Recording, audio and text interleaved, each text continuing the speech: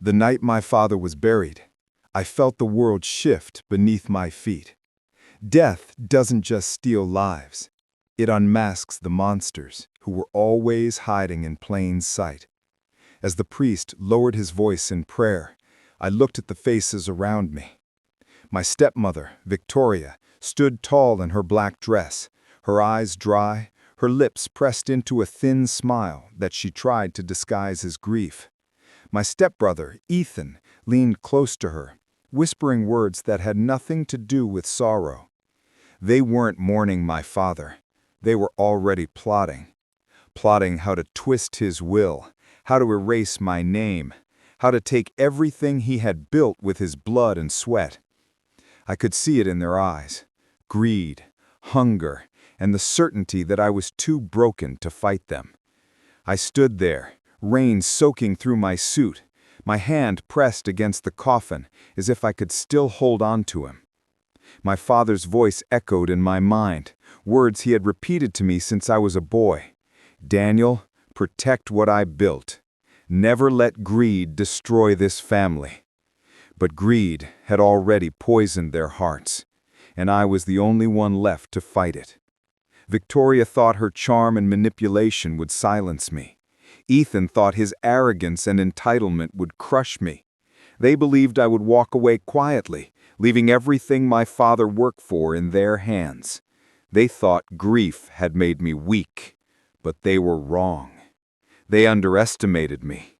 They forgot that I carry my father's blood, his strength, his fire. I may have been silent that night, but inside me, a storm was rising. I watched as Victoria placed her hand on Ethan's shoulder, as if crowning him the heir in front of my father's grave. My jaw clenched, my fists tightened, and in that moment, I made a vow. They thought I was finished. They thought I was broken. But I am my father's son, and I will burn their empire to the ground before I let them bury me alive. After the funeral, I thought I would at least have time to grieve, but Victoria didn't waste a single day. The very next morning, I was called into my father's study, the room where he had built his empire, the room that still smelled of his cologne. Victoria sat behind his desk as if it already belonged to her. Ethan lounged in the chair beside her, smirking like a king waiting for his crown. On the table lay a stack of papers, neatly arranged, waiting for my signature. "Your father wanted peace in this family," Victoria said, her voice smooth, almost sweet. "If you truly loved him, Daniel, you'll sign these documents. Transfer the company shares to me. Let Ethan handle the business. You're not cut out for this world."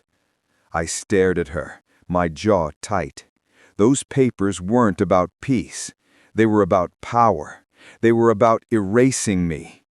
Ethan leaned forward, his grin widening. "Don't make this difficult, brother.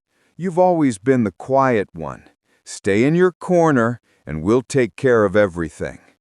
For a moment, I felt the weight of their trap pressing down on me.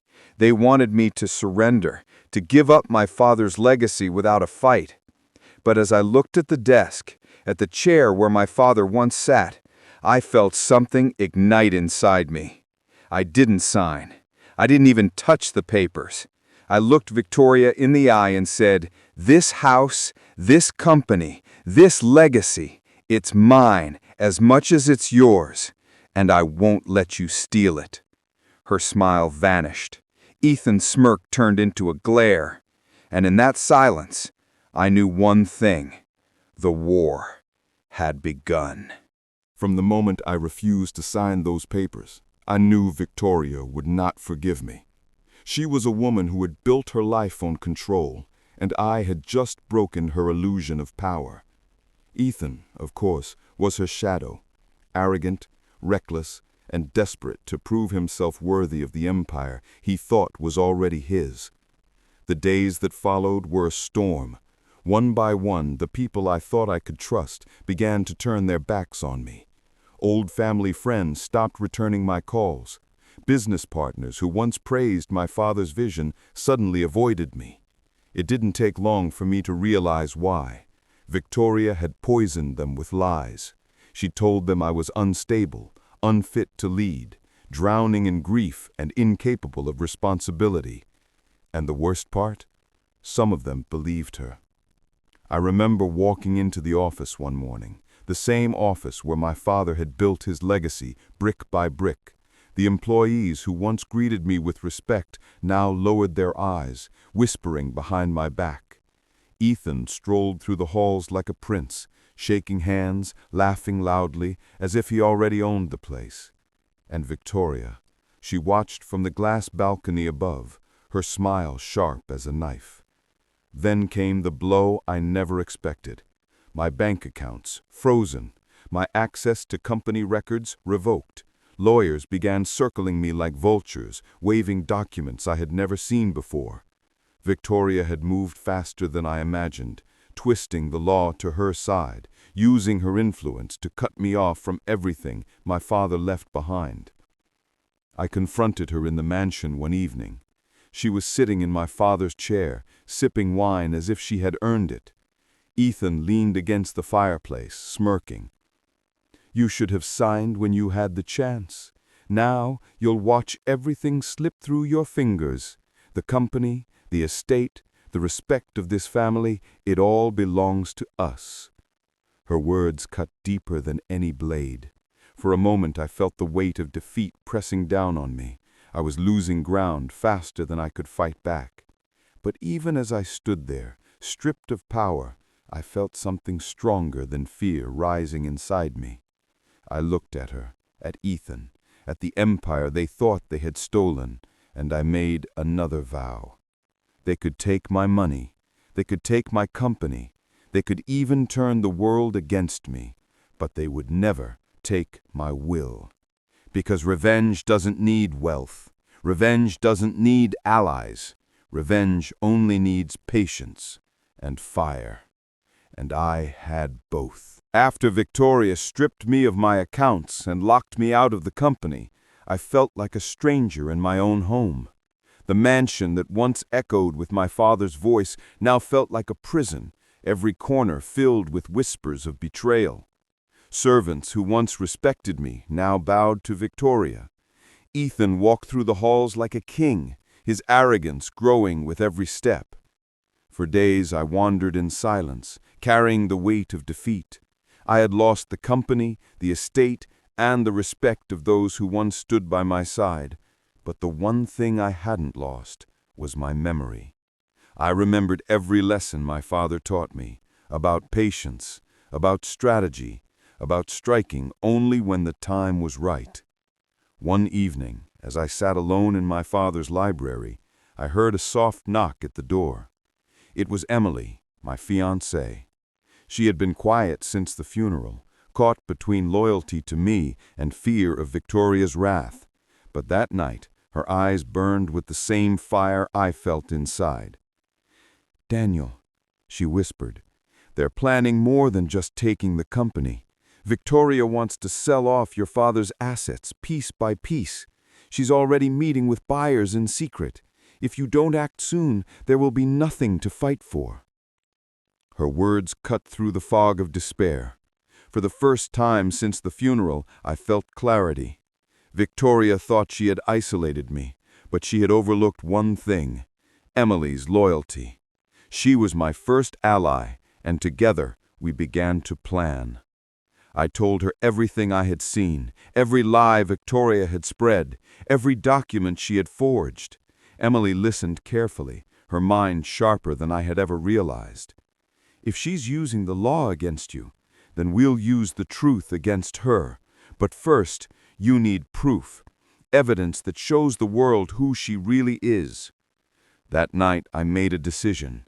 I would no longer sit in the shadows, waiting for Victoria to destroy me. I would fight back, not with anger, but with precision. I would gather evidence, expose her lies, and take back what was mine. As Emily left the library, she turned back and said, "They think you're finished, Daniel. Prove them wrong." I sat there long after she was gone, staring at the shelves of books my father once read. For the first time in weeks, I felt alive. The storm inside me was no longer just rage, it was purpose. Victoria and Ethan believed they had won, but they had only awakened something far more dangerous. They thought they had buried me, but they didn't realize I was the seed. And now it was time to grow into something they could never destroy. Victoria thought she had won. She believed freezing my accounts, cutting me off from the company, and turning the world against me would break me. Ethan strutted around like a king, convinced that my silence meant surrender. But what they didn't know was that silence is not weakness, silence is strategy. And I was preparing for war. Emily became my anchor. Every night, when the mansion grew quiet, she would slip into the library where I waited. Together, we whispered plans in the dark, mapping out every move Victoria had made. She told me about secret meetings, about buyers who came late at night to discuss selling off my father's assets. She even overheard Ethan bragging to his friends about how soon I would be nothing more than a memory. I started keeping a journal, not of my pain, but of their crimes. Every lie, every forged document, every betrayal was written down. I collected scraps of evidence, copies of contracts, recordings of conversations, even photographs of meetings they thought no one had noticed. Piece by piece, I was building a weapon far more powerful than money, the truth. One evening, I followed Ethan. He thought he was clever, sneaking out of the mansion in the middle of the night, but arrogance makes men careless. I watched from the shadows as he met with a stranger in a black car. They exchanged envelopes, one filled with cash, the other with documents. I didn't need to see the details to know what it was. Proof of corruption. Proof that Ethan was selling off my father's legacy behind closed doors. I didn't confront him, not yet. Confrontation would only alert them. Instead, I waited, memorizing every detail, the license plate, the time, the place. Evidence. That was my weapon now. When I returned to the mansion, Victoria was waiting in the hallway. Her eyes narrowed as she studied me, as if she could sense the fire burning inside me.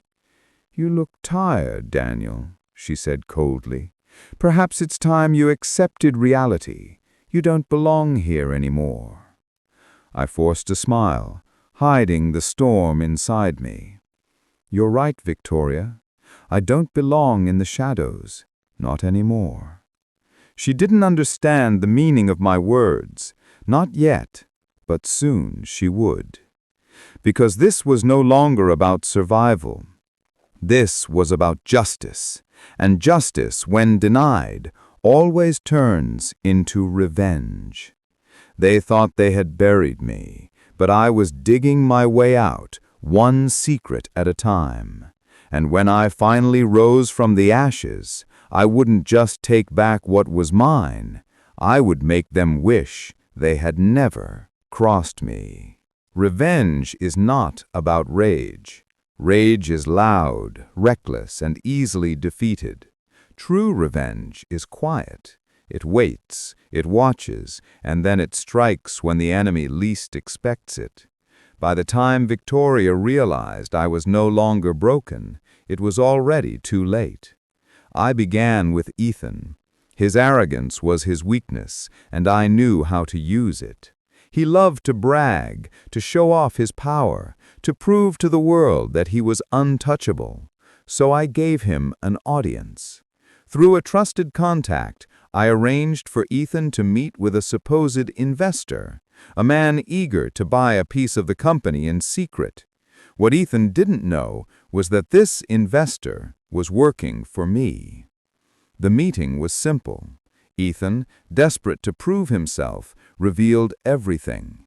He spoke of forged documents, of secret deals, of how he and Victoria had manipulated the will to cut me out. Every word was recorded, Every boast became evidence. When I listened to the recording later that night, I almost laughed. Ethan had handed me the rope that would one day hang him. But I didn't use it yet. No, patience was my weapon. I wanted Victoria to feel safe, to believe she had crushed me completely, before I tore her world apart. Meanwhile, Emily continued to feed me information. She discovered that Victoria was preparing to sell one of my father's most prized assets, the Carter estate, the land my father had sworn would never leave the family.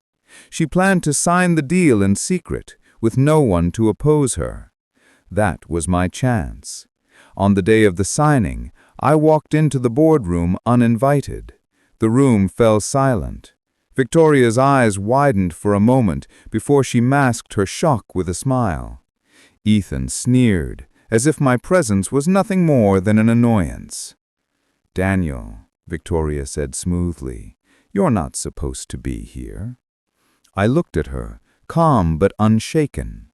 Neither was I supposed to be erased from my father's will, yet here we are. The buyers shifted uncomfortably, sensing the tension. I placed a folder on the table. Inside were copies of documents I had gathered, proof of Ethan's secret dealings. I didn't reveal everything, not yet. Just enough to make the buyers hesitate, just enough to plant doubt in their minds. Victoria's smile faltered. Ethan's face turned pale. For the first time, they realized I wasn't broken. I was fighting back. I leaned forward, my voice steady. "This estate is not for sale. Not now, not ever. And if you try to take it, I promise you, the truth will come out." The buyers exchanged nervous glances, then quietly excused themselves. The deal was dead. Victoria's mask cracked. Her eyes burned with fury as she hissed, "You think you've won something here? You've only made things worse for yourself." I met her gaze without fear. "No, Victoria, I've only just begun." That night, as I walked out of the mansion, I felt the shift. For the first time since my father's death, the power was no longer entirely in her hands. The cracks in her empire had begun to show, and I was the one who had put them there. They thought I was weak. They thought I was finished. But now they would learn the truth. I was not their victim. I was their reckoning. Victoria was many things, manipulative, ruthless, and cold. But above all, she was patient. She didn't explode when I ruined her deal. She didn't scream or threaten. Instead, she smiled. And that smile was far more dangerous than any outburst. Because when Victoria smiled, it meant she was already planning her next move. And her next move came faster than I expected. Within days, rumors began to spread about me. Newspapers carried headlines questioning my sanity. Business journals whispered about my erratic behavior and unfit leadership. Investors, who once respected my father's name, now looked at me with suspicion. It was Victoria's doing, of course. She had planted the stories, feeding lies to the press, painting me as a man spiraling out of control. Ethan played his part perfectly. He appeared in interviews, calm and confident, speaking about the future of the Carter legacy under his guidance. He spoke of stability, of vision, of responsibility, all while hinting that I was too unstable to carry the weight of leadership. And the world believed him. The betrayal cut deeper when I discovered that even my father's oldest allies had turned against me. Men who had once sat at our dinner table, who had toasted to my father's success, now shook Ethan's hand and called him the rightful heir. Money and influence had blinded them, and Victoria knew exactly how to buy their loyalty. But the worst blow came when I received a letter, a legal notice. Victoria was filing a petition to have me declared unfit to manage the estate. She wanted the court to strip me of every remaining right, to erase me not just from the company, but from my father's legacy entirely. For a moment, I felt the walls closing in.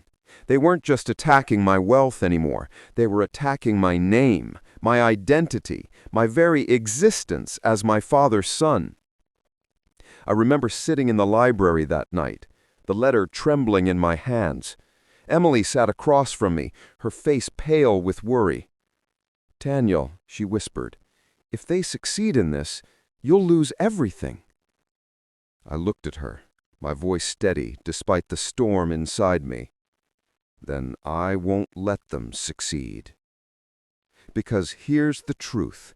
Victoria thought she was destroying me with her lies, but what she didn't realize was that every attack she made only made me stronger. Every betrayal only sharpened my resolve.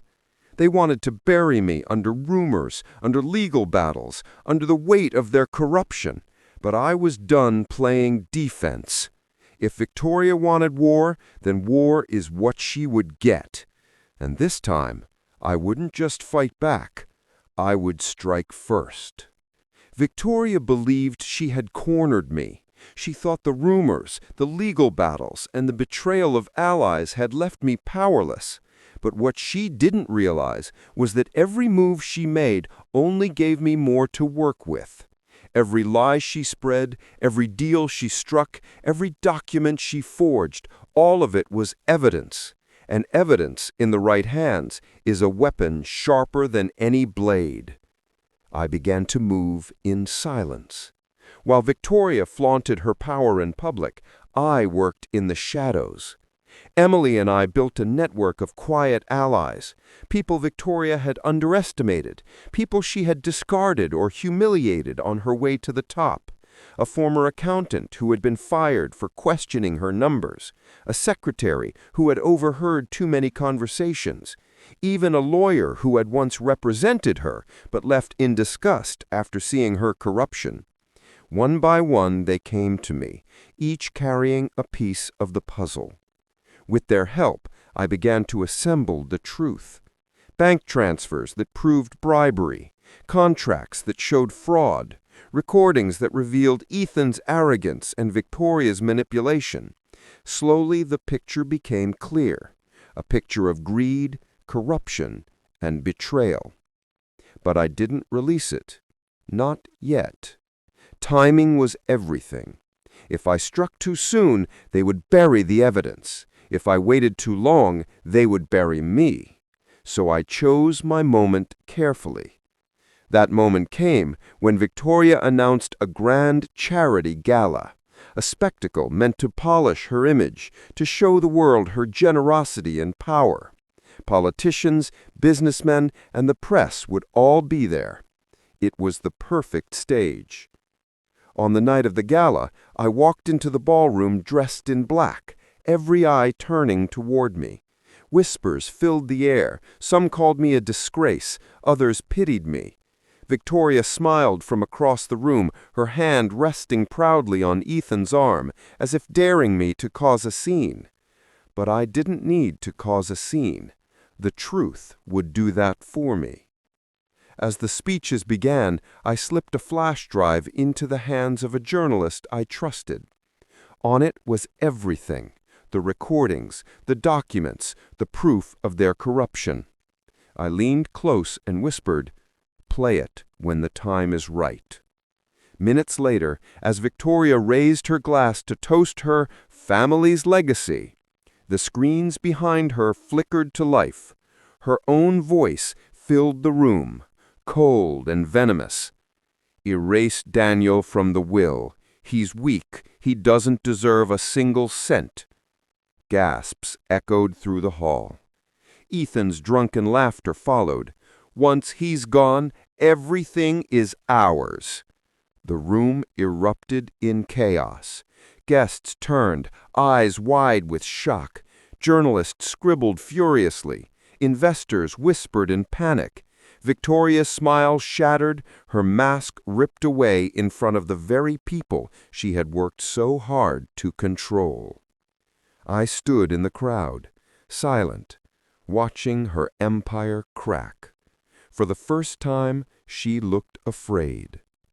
And in that moment, I realized something. Revenge isn't about destroying your enemies in secret. It's about making them destroy themselves in front of the world. Exposing Victoria at the gala was only the beginning. For the first time, the world had seen her mask slip. Investors pulled back, journalists circled her like vultures, and whispers of scandal spread through every corner of the city. Ethan, once so smug, now avoided the press, his arrogance replaced with nervous silence. But desperation makes dangerous enemies, and Victoria was never more dangerous than when she was cornered. She struck back with venom. Within days, I was served with another lawsuit, this time accusing me of fraud, theft, and betrayal of my own father's legacy. The irony was almost laughable. She was the thief, the liar, the manipulator. Yet she twisted the story so that I was painted as the villain. The media devoured it. Headlines screamed my name, dragging me through the mud. Old photographs of me, taken out of context, were splashed across newspapers. They called me unstable, reckless, even violent. Every channel, every article, every whisper was designed to destroy me. And then came the cruelest blow, Emily. Victoria knew she couldn't break me with money or power, so she tried to break me with love. She spread rumors that Emily was betraying me, that she was secretly working with Ethan, feeding him information about my plans. She even forged letters, fake messages, anything to plant doubt in my mind. For a moment, I admit, I faltered. I looked at Emily and wondered if it could be true. Could the only person I trusted be another knife in my back? But when I confronted her, she didn't flinch. She looked me in the eye and said, "Daniel, if you believe her lies, then she's already won." Her words steadied me. Victoria could twist the world, but she couldn't twist the truth between us. Emily was my ally, my strength, and no rumor could change that. Still, the pressure mounted. My name was dragged lower each day. Friends vanished. Strangers spat my name like poison. And through it all, Victoria smiled, certain that her storm of lies would drown me. But what she didn't realize was that storms don't last forever. And sometimes, the harder the storm rages, the stronger the survivor becomes. I looked at the lawsuits, the headlines, the betrayals, and I made a decision. I would not run, I would not hide. If Victoria wanted to drag me into the fire, then I would walk into it willingly, because I knew something she didn't. I had the truth. I had the evidence, and when the time came, I would unleash it all. Victoria thought she was destroying me, but in reality, she was building the stage for her own downfall. And when the curtain finally fell, the world would see her for what she truly was, not a queen, not a savior, but a fraud. The war was reaching its peak, and I was ready for the final strike. The war had dragged on for months. Lies, lawsuits, betrayals. Victoria and Ethan had thrown everything they had at me. They tried to bury me under scandal, strip me of my name, and poison the world against me. But what they didn't understand was that every attack only made me stronger. Every wound only hardened my resolve. And now, the time for patience was over. The time for silence was done. It was time for the reckoning. The courtroom was packed that morning. Journalists filled the benches, cameras flashed, and whispers echoed through the hall. Victoria sat at the front, dressed in black, her face calm, but her eyes sharp with venom. Ethan sat beside her, restless, his arrogance cracking under the weight of fear. They had dragged me here, hoping to end me once and for all, but they had no idea what I had prepared. When the judge called my name, I rose slowly, carrying a single folder in my hands. Inside it was everything. The recordings of Ethan's secret deals, the contracts Victoria had forged, the bank transfers, the testimonies of those she had betrayed. Months of evidence gathered piece by piece, weaponized into the truth. I spoke clearly, my voice steady. I told the court how Victoria had manipulated my father's will, how Ethan had sold off assets in secret, how they had spread lies to destroy me, and then one by one I laid the evidence before them. The room grew silent as their own voices filled the speakers, their own signatures glared from the documents. Victoria's mask shattered. Ethan's face turned pale. The whispers in the courtroom grew louder, sharper, until they were no longer whispers, but condemnation. The empire they had built on lies was crumbling in front of the world. The judge's gavel struck like thunder. The will was restored. My inheritance returned. Victoria and Ethan were stripped of their power, their influence, their carefully crafted image. What they had stolen was gone. What they had destroyed was rebuilt. And what they had tried to bury had risen stronger than ever. As the verdict was read, I looked at them one last time. Victoria's eyes burned with hatred, Ethan's of shame, but I felt no anger anymore, no rage, only clarity. Because revenge is not about destroying your enemies in secret. It's about making them destroy themselves in the light of truth. And that is exactly what I had done. I walked out of that courtroom not just as my father's son, but as my own man. They had tried to bury me alive, but I had risen from the grave they dug, and I had buried them instead. The war was over. The empire was mine, and the name Daniel Carter would never be erased again.